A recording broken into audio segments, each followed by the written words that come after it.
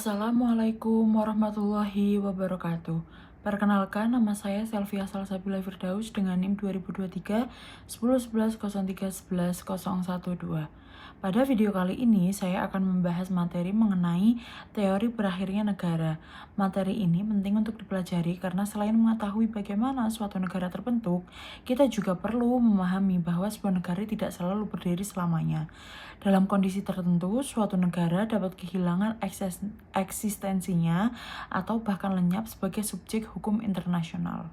Secara umum, berakhirnya negara adalah keadaan ketika suatu negara tidak lagi memenuhi unsur-unsur sebagai sebuah negara, yaitu memiliki wilayah, rakyat, pemerintahan yang berdaulat, serta kemampuan menjalin hubungan dengan negara lain. Berakhirnya negara dapat terjadi karena berbagai faktor, baik yang berasal dari dalam maupun dari luar negara itu sendiri. Teori atau sebab pertama adalah musnahnya unsur-unsur negara. Suatu negara dapat berakhir apabila salah satu unsur pokok negara hilang secara permanen.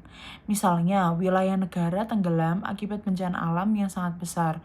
Seluruh penduduk meninggal atau berpindah secara permanen, atau pemerintahan tidak lagi mampu menjalankan kedaulatannya. Meskipun kondisi seperti ini sangat jarang terjadi secara teori, hal tersebut dapat menyebabkan berakhirnya sebuah negara. Teori kedua adalah penggabungan atau fusi. Penggabungan terjadi ketika dua atau lebih negara sepakat melebur menjadi satu negara baru. Dalam kondisi ini, negara-negara yang bergabung kehilangan status kenegaranya dan digantikan oleh negara hasil penggabungan tersebut.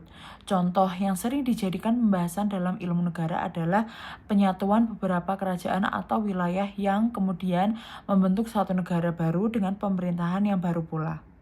Teori ketiga adalah peleburan ke dalam negara lain atau aneksasi. Aneksasi terjadi ketika suatu negara dikuasai dan kemudian menjadi bagian dari negara lain. Akibatnya, negara yang dianeksasi kehilangan kedaulatannya sebagai negara yang berdiri sendiri. Dalam hukum internasional modern, aneksasi yang dilakukan dengan penggunaan kekuatan pada umumnya tidak dibenarkan karena bertentangan dengan prinsip penghormatan terhadap kedaulatan dan keutuhan wilayah suatu negara. Teori keempat adalah perpecahan negara atau disintegrasi.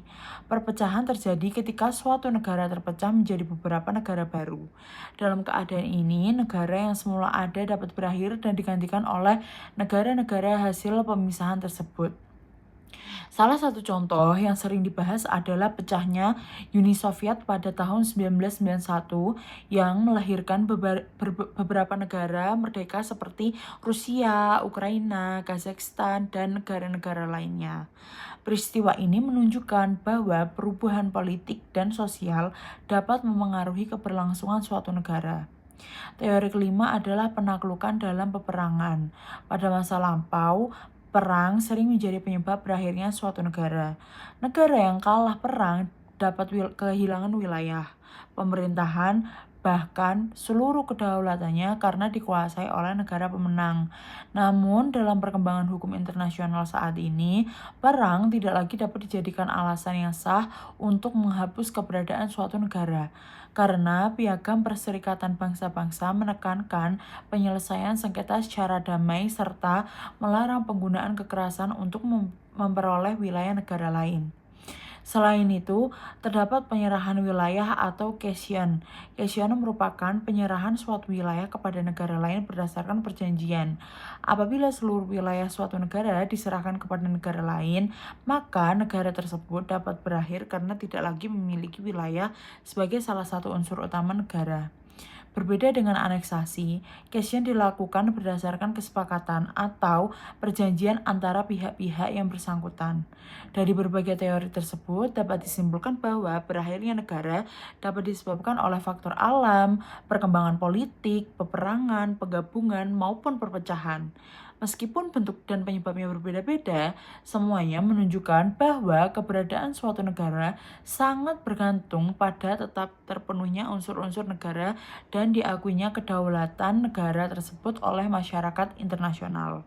Sebagai mahasiswa hukum, memahami teori berakhirnya negara sangat penting karena materi ini berkaitan dengan hukum tata negara maupun hukum internasional.